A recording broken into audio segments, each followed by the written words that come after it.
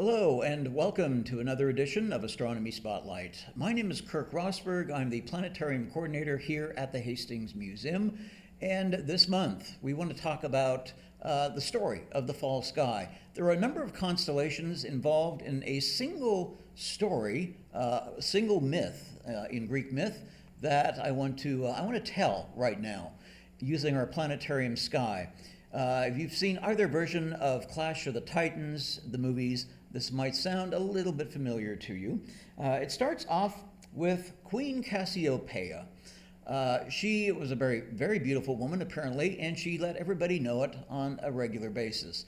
One day, she stepped over the line and suggested she was even more beautiful than the daughters of Poseidon, the Greek god of the sea. And if you go around insulting a god or their daughters in Greek myth, it really never ends well for you.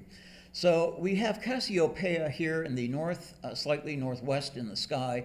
The constellations and the sky are set up for roughly October 15th at 9 p.m., in case you want to go out and see these constellations for yourself. Cassiopeia is looking into a mirror to remind us of her vanity.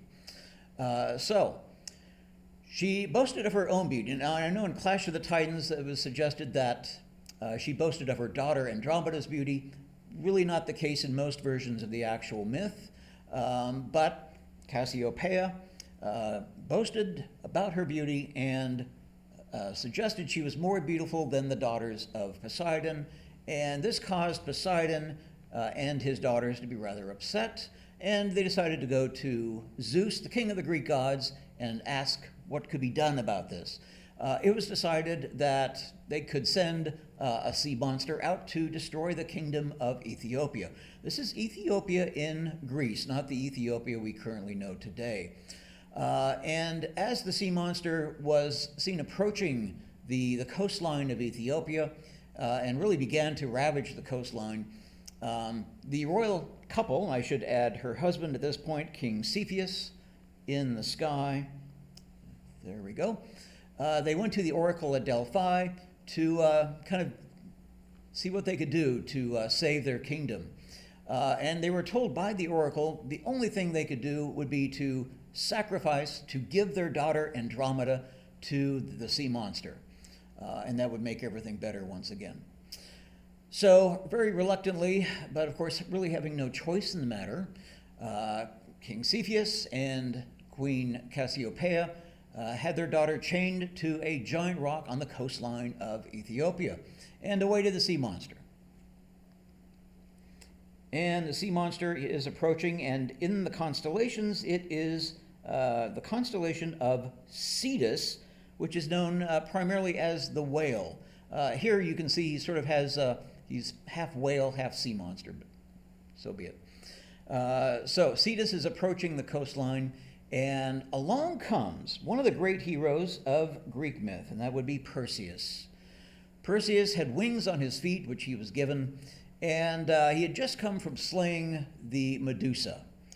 And he was on his way home to confront his grandfather, and he sees Andromeda, the princess, out there chained to a giant rock with the sea monster approaching.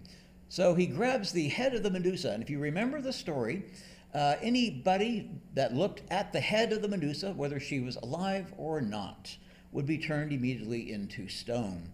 And so this is what happened. You can see Perseus is carrying the head of the Medusa, who had snakes for hair, and Cetus is sort of looking at the head here, and he immediately turns into stone. So Perseus, who is generally thought to be flown in on Pegasus, the flying horse, so let me turn Pegasus up there as well, saves the day. So we've got Perseus, the slayer of the Medusa, we've got Cassiopeia, we've got King Cepheus, who really didn't play much of a role in the story, we've got the sea monster, and we have Pegasus, the flying horse. Some versions of the myth say Perseus just flew in with the wings on his feet. Other versions say he flew in on Pegasus, the flying horse. So this really is the story of much of the fall sky. Certainly much of the eastern sky is involved, as you can see.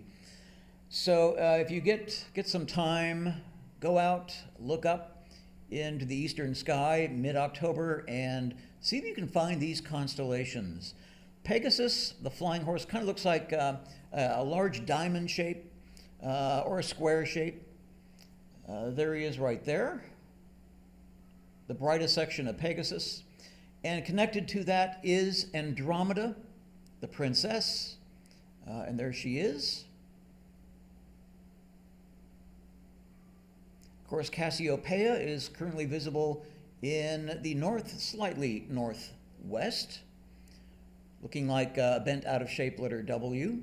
Cepheus is right next to his wife, a little bit further west of north. And he kind of looks like a stick house. Perseus, of course, is lower in the sky in the northeast. Perseus, of course, is the radiant constellation, the radiant point of the Perseid meteor shower. And the actual radiant is very close to his head up there at the top. Perseus kind of looks like, to me, a slightly bent out of shape letter K. But there you are. Cetus is a very faint constellation. You're probably not going to see it very easily. But if you do, you might see that slightly circular shape of his head right there. So that is the story of really the October sky, or a good part of it. Thank you for joining us, and I hope you will check us out again next month on Astronomy Spotlight. Thanks for watching.